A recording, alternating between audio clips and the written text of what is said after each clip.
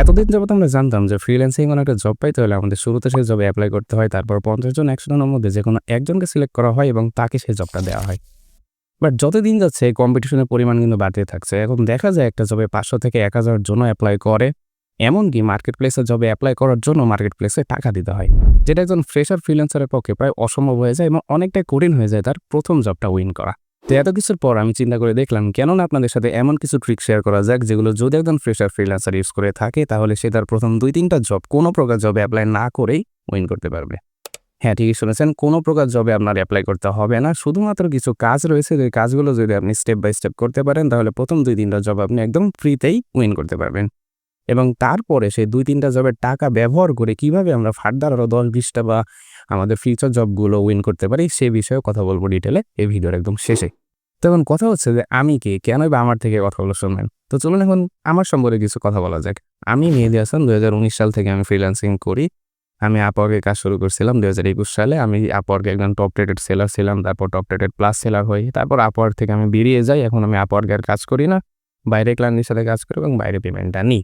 তো আমার এই 5-6 বছরের অভিজ্ঞতার আলোকে আজকের এই ভিডিওটা ডিজাইন করা। যদি ভিডিওটা শেষ পর্যন্ত দেখেন তাহলে আমি এতটুকু বলতে পারি যে আপনার প্রথম 2-3টা জব আপনি ইনশাআল্লাহ উইন করতে পারবেন। তো চলুন আর কথা না বলে আজকের ভিডিওটি শুরু করা যাক। একজন বিজনেসম্যান তার প্রোডাক্ট সেল করার জন্য সর্বপ্রথম কি কাজ করে জানেন? তার কাস্টমারকে ফাইন্ড আউট করে।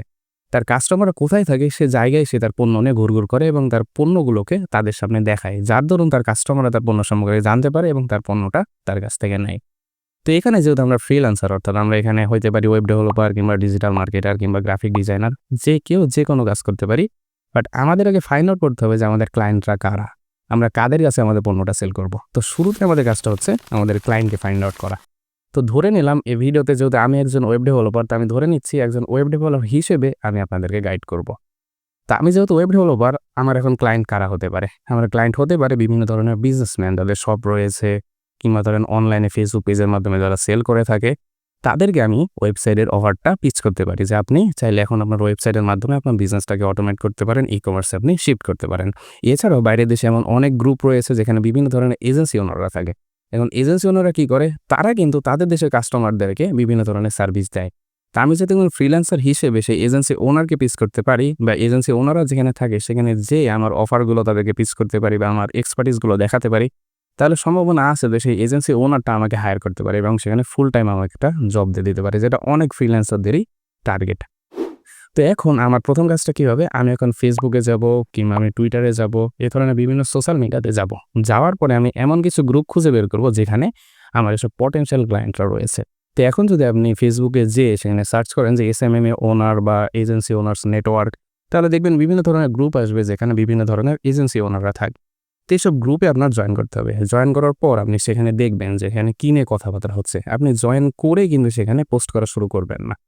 আপনি জয়েন করার পর দেখবেন যে সেই গ্রুপটা অ্যাক্টিভ কিনা, সেখানে যখন কোনো পোস্ট করা হয় সেই পোস্টে লাইক পড়ে কিনা, কমেন্ট হয় কিনা। যদি দেখেন যে প্রত্যেকটা পোস্টে মোটামুটি লাইক রয়েছে, কমেন্ট রয়েছে, তো আপনি চেষ্টা করবেন সেই পোস্টগুলো দেখা, সেই কমেন্টগুলো পড়ার।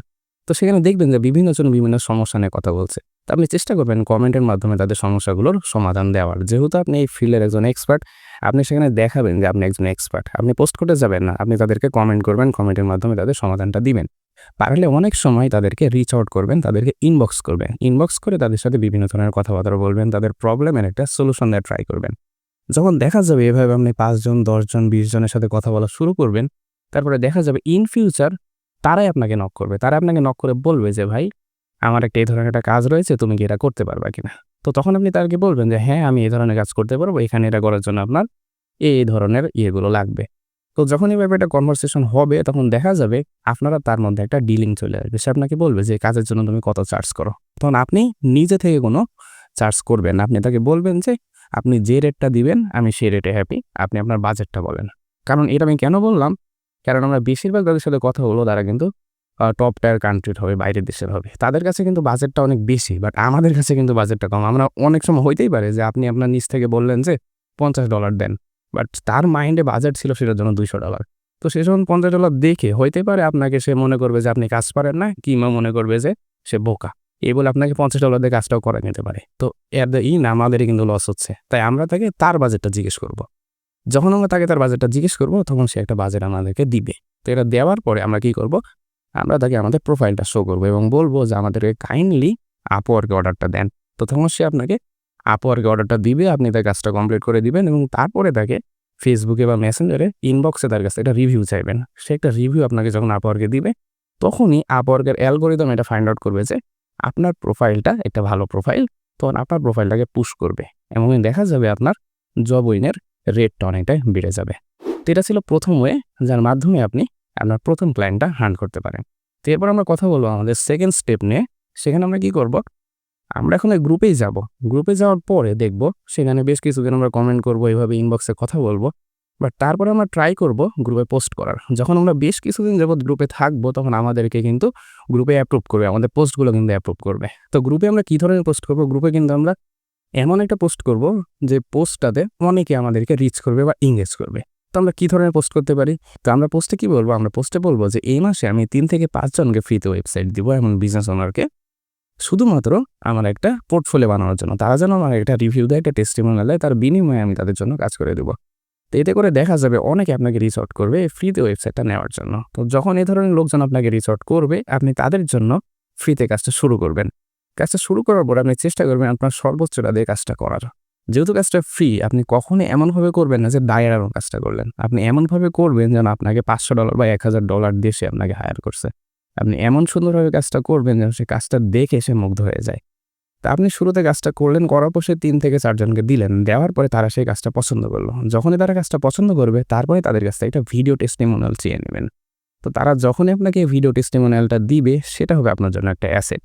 আর কখনোই আমাদের কোনো কাজ কিন্তু ফ্রিতে যায় না। আমরা যেটাই কারোর জন্য ফ্রিতে করি না কেন, সেই কাজের এক না সময় না একটা সময় আমরা তার একটা রিটার্ন অবশ্যই পাবো। আপনি যেহেতু তাকে এটা ফ্রিতে কাজ দিয়েছেন এবং কাজটা ভালো করে দিয়েছেন, সেই কাজটা যদি তার পছন্দ হয়ে যায়, তাহলে ইন ফিউচার দেখা যাবে তার যে কোনো কাজে সে আপনাকেই রিচ আউট করবে। এমনকি এর প্রমাণ আমি এইভাবে অনেক ক্লায়েন্ট জিতেছি শুধুমাত্র ফেসবুক থেকে। ফেসবুক থেকে আমার $10,000 থেকে $20,000 ক্লায়েন্ট আমি হিট করেছি শুধুমাত্র ফেসবুকে এই ধরনের গ্রুপে, এই ধরনের কর্মকাণ্ড করে। তো আপনারা যদি এইভাবে আপনাদের সময়টা ইউটিলাইজ করতে পারেন এবং পটেনশিয়াল ক্লায়েন্টের সামনে যেতে পারেন, তাহলে ইনশাআল্লাহ প্রথম 3 থেকে 5টা ক্লায়েন্ট উইন করা আপনার জন্য কোনো বড় কথা না এবং এর জন্য আপনার 1 থেকে 2 মাসই যথেষ্ট। তো এটাই ছিল একজন ফ্রেশার ফ্রিল্যান্সার হিসেবে ক্লায়েন্ট হান্ট করার 2টি টেকনিক। যদি এই টেকনিকগুলো আপনার ভালো লেগে থাকে, তাহলে অবশ্যই ভিডিওতে একটা লাইক করবেন এবং চ্যানেলে নতুন হলে সাবস্ক্রাইব করতে ভুলবেন না। তো আমরা আমাদের ভিডিওর একদম শেষ পর্যায়ে চলে এসেছি। এই পর্যায়ে আমি আপনাদের সাথে কথা বলবো যে প্রথম 2-3টা ক্লায়েন্ট পাওয়ার পর এখন আমরা কিভাবে এটাকে স্কেল করতে পারি এবং আমাদের ক্লায়েন্টের সঙ্গে আমরা দিন দিন বাড়াতে পারি। তো শুরুতে আমরা যেটা করবো সেটা হচ্ছে, আমরা যে 2-3টা জব করছিলাম ফেসবুক থেকে ক্লায়েন্ট নিয়ে, সেই 2-3টা ক্লায়েন্টের থেকে আমরা যে $100 বা $200 ইনকাম করছিলাম, সেই টাকাটা আমরা রিইনভেস্ট করবো আপওয়ার্কে, যেন সেখান থেকে আমরা ফার্দার ক্লায়েন্ট উইন করতে পারি। তো এর জন্য আমাদের কী করতে হবে, আমাদের শুরুতে কানেক্ট কিনতে হবে। তো $100 থেকে $200 দিয়ে আমরা যদি কানেক্ট কিনি, তাহলে আমরা মোটামুটি 500 থেকে 1000 বা 1000 সামথিং কানেক্ট পাবো।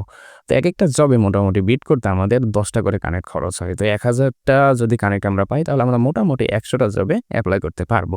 এমনকি যেহেতু আমরা 2-3টা কাজ করে রাখছি, সেহেতু আমাদের প্রোফাইলে বেশ ভালো কিছু রিভিউ রয়েছে এবং আমাদের একটা আর্নিং হিস্ট্রি রয়েছে। যে কারণে আমরা যদি এখন জবে অ্যাপ্লাই করি, আমাদের জব উইন করাটা বেশ খানিকটা ইজি হবে। তো যখন আমরা 1000 কানেক্ট নিয়ে ফেললাম, তারপরে আমরা চেষ্টা করব ডেইলি 5 থেকে 10টা করে জবে অ্যাপ্লাই করার। তো যখন আমরা 10টা করে জবে অ্যাপ্লাই করব, সেখান থেকে 2 থেকে 3টা জবের আমরা মেসেজ পাবো বা রিপ্লাই পাবো ক্লায়েন্টের। তো সেখান থেকে আমরা 3 জনের সাথে যদি কথা বলি, সম্ভাবনা হয় যে একজনকে আমরা কনভার্ট করতে পারবো। বাট যেহেতু আমরা ফ্রেশার, আমরা এখান থেকে কিছু একটা ধরবো না, আমরা ধরবো যে আমরা 10 জনের সাথে কথা বললে একজনকে কনভার্ট করতে পারবো। তো এখন যদি আমরা 1000 কানেক্ট ইউজ করি, তাহলে আমরা মোটামুটি 100টা জবে অ্যাপ্লাই করতে পারবো। তো যদি আমরা 100টা জবে অ্যাপ্লাই করি, তাহলে সেখান থেকে আমরা মোটামুটি 20 থেকে 30টা রিপ্লাই পাবো। তো 10টা রিপ্লাই যদি ধরলাম একটা ক্লায়েন্টও পাই আমরা, তাহলে 30টা রিপ্লাই থেকে আমরা 3টা ক্লায়েন্ট উইন করতে পারবো। আর যেহেতু এটা আপওয়ার্কের ক্লায়েন্ট, সেহেতু এখান থেকে আমরা মোটামুটি 3টা জবে মিনিমাম হলো $500 আয় করতে পারবো। তো $500 যদি আমরা আয় করতে পারি, সেই $500 থেকে আমরা আবার $200 রিইনভেস্ট করবো নেক্সট মান্থে। এইভাবে যদি আমাদের প্রসেসটা চলতে থাকে, তাহলে একসময় দেখা যাবে আমাদের হাতে অনেক ক্লায়েন্ট রয়েছে, যেগুলোর কাজ আমরা নিজেরা হ্যান্ডেল করতে পারছি না। তো সেই অবস্থায় আমাদের মান্থলি আর্নিং যে দাঁড়াবে $1000 থেকে $5000। বাট আমরা যদি চাই এটাকে আরও স্কেল করতে, অর্থাৎ $10,000 থেকে $50,000 নিয়ে যেতে, তাহলে আমাদের কী করতে হবে, আমাদের একটা টিম বিল্ড করতে হবে।